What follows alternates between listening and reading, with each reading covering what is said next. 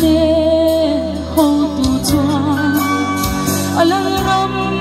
ro pui tak chu ke ma aron dim ta nan tara thu thun na chu eng ma in ki boy su se amen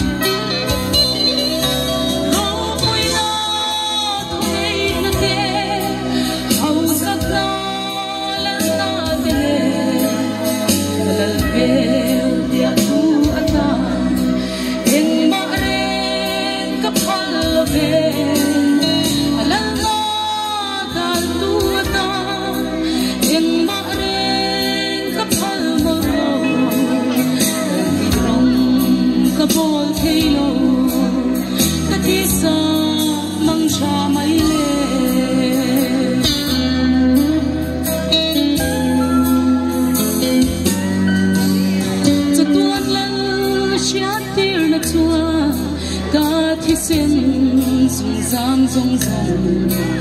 phần chua bin o ata min nei ta ka chak zong zong zong te le ka du gan zong zong te chu lo lin o min chia sak ze di the ren ka nei ta lo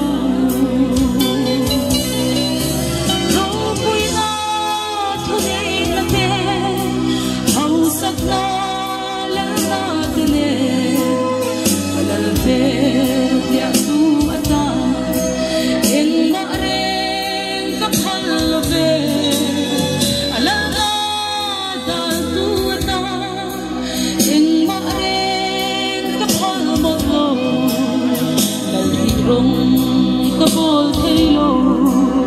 ka ti sa mang cha mai le